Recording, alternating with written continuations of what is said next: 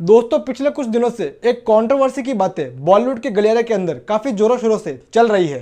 ये कंट्रोवर्सी है तनुश्री दत्ता और नाना पाटेकर वाली।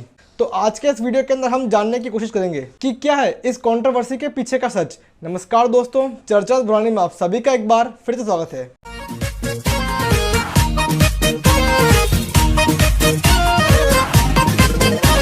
दोस्तों वीडियो को शुरू करने से पहले मैं एक चीज़ क्लियर कर दूं कि इस वीडियो के अंदर मैं ना तो तनुश्री दत्ता और ना ही नाना पाटेकर का पक्ष लूंगा। इस वीडियो के अंदर मैं सिर्फ इस कंट्रोवर्सी से जुड़े हुए फैक्ट्स के बारे में ही बात करूंगा। तो दोस्तों सबसे पहले आपको बता दूं कि आखिर ये माजरा है क्या।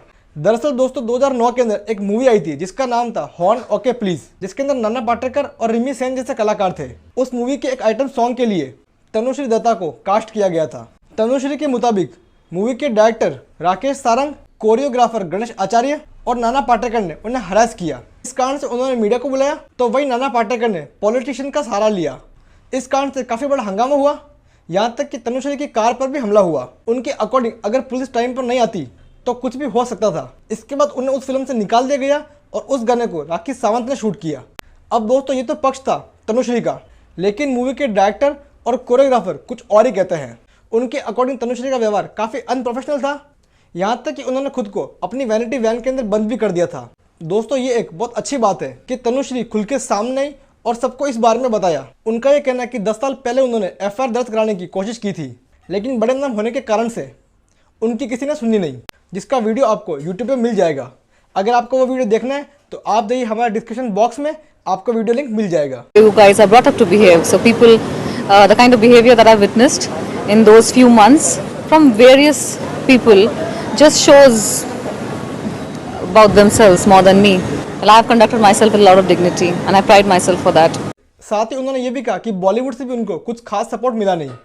लेकिन दोस्तों ये चीज़ मेरे समझ के बिल्कुल बाहर है, क्योंकि आज जिस तरीके से तनुश्री को सपोर्ट मिल रहा है उससे बहुत ज़्यादा सपोर्ट उनको उस समय मिलता, क्योंकि उस समय वे बॉलीवुड का काफ़ी इंपॉर्टेंट हिस्सा थी। और चलो ठीक है, वे 10 साल बाद आई तो आई, पर उन्हें ये बात एक इंटरव्यू में कहने के बजाय ओपन प्रेस कॉन्फ्रेंस करा के कहनी चाहिए थी, क्योंकि पर्सनल इंटरव्यू में ये बात कहने के कारण से ऐसा लग रहा है कि उन्होंने एक पब्लिसिटी स्टंट किया है। और चलिए इंटरव्यू दे दिया सो दे दिया, उसके बाद पुलिस कंप्लेंट कहाँ है भाई, वो तो करनी चाहिए थी। लेकिन यहाँ भी मुझे ऐसा कुछ सुनने में आया नहीं है कि उन्होंने कोई एफआईआर दर्ज की है। दोस्तों दूसरी चीज़ मुझे ये खटकी कि जब उन्हें पता है कि बॉलीवुड में ये सब हरकतें होती रहती है तो उन्होंने अपनी बहन को बॉलीवुड में आने से रोका क्यों नहीं। आखिर जब हमारे साथ कुछ गलत होता है तो हम अपने सगे संबंधियों को वही काम करने से रोकते हैं, लेकिन तनुश्री ने ऐसा कुछ किया नहीं।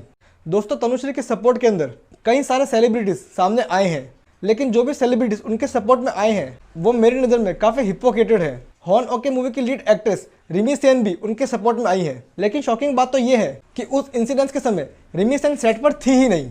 फिर वे किस बेसिस पर तनुश्री दत्ता का सपोर्ट कर रही है ये मेरी समझ के बाहर है। इसके अलावा तनुश्री का सपोर्ट किया है सोनम कपूर और सौरभ भास्कर ने। अब ये दोनों कितने बड़े हिपोक्रेटेड है ये आप सभी को मालूम ही है।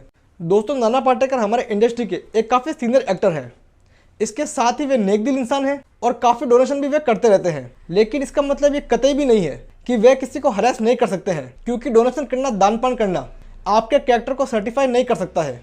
दोस्तों हम सभी जानते हैं कि बॉलीवुड में कास्टिंग काउच चलता रहता है। तनुश्री 10 साल पहले ही इस बारे में खुल के बात कर चुकी थी, जो कि मेरे हिसाब से बिल्कुल सही था। लेकिन 10 साल के बाद वह जिस तरीके से सामने आई वो मुझे काफ़ी शॉकिंग लगा। दोस्तों ऐसा कतई भी नहीं है कि छेड़छाड़ का हर केस फेक होता है, लेकिन जिस तरीके से मीडिया पर आजकल ऐसी खबरें फैलती जा रही है इससे हम इस बात को भी झुठला नहीं सकते हैं कि कई बार ये केस फर्जी भी होते हैं, क्योंकि आजकल मीडिया प्लेटफॉर्म पर विक्टिम कार्ड खेलने से आपको अच्छी खासी पब्लिसिटी मिल जाती है। और दोस्तों ऐसा ही कुछ इस केस के अंदर भी हो रहा है। चाहे तनुश्री को पब्लिसिटी मिली हो या फिर ना मिली हो, उनके कारण से उनको सपोर्ट करने वाले या फिर उनके विरोधी, इन दोनों को काफ़ी अच्छा खासा फायदा हुआ है। एंड ट्रस्ट मी, इस कंट्रोवर्सी पर बात करने वाले मोस्टली सेलिब्रिटीज लंबे टाइम से घर पर ही बैठे हुए थे। ऐसे में ये केस उछला और उनको मिल गई फ्री की publicity. Producer, director, choreographer Ganesh Acharya ji, Nana Patekar जी, सबको बदनाम मत कर झूठा। और तू 10 साल के बाद आ रही है हिंदुस्तान में, तब बदला नहीं ले सकी, भाग गई भगौड़ी। दोस्तों इस केस पर जिस तरीके से कंट्रोवर्सी हो रही है उसे देखकर मैंने ये फील किया कि आजकल कोर्ट ट्रायल की जगह सोशल मीडिया ट्रायल ने ले ली है।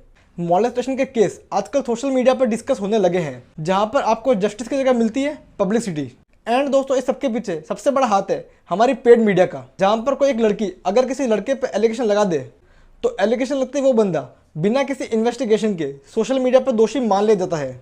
और ऐसा पहली बार नहीं हुआ है। आपको जसलीन कौर वाला केस तो याद ही होगा, जहाँ वो लड़की तो पढ़ाई करने के लिए आराम से कनाडा चली गई और वो बेचारा बंदा फंस कर रह गया, जो कि मेरे अकॉर्डिंग तो बहुत ही गलत है, क्योंकि किसी भी नतीजे पर पहुंचने से पहले हमें दोनों पक्षों की बातें अच्छे तरीके से सुन लेनी चाहिए। साथ ही उस समय क्या सिचुएशन रही होगी उसे भी जानने की कोशिश करनी चाहिए। तो दोस्तों ये थी मेरी राय इस बुरी कंट्रोवर्सी पर। मुझे उम्मीद है कि आपको ये वीडियो पसंद आया होगा, तो इसे लाइक कीजिए, शेयर कीजिए, चैनल को सब्सक्राइब कीजिए। आप मेरी इस पूरी बात से सहमत हैं या फिर नहीं, वो मुझे कमेंट सेक्शन में जरूर बताइएगा। अगर दोस्तों आप मेरी इस बात से सहमत है तो इस वीडियो को मैक्सिमम शेयर जरूर कीजिएगा। तो दोस्तों फिलहाल के इस वीडियो में इतना ही, फिर मिलेंगे किसी दूसरे वीडियो के साथ। Till then goodbye, have a good day.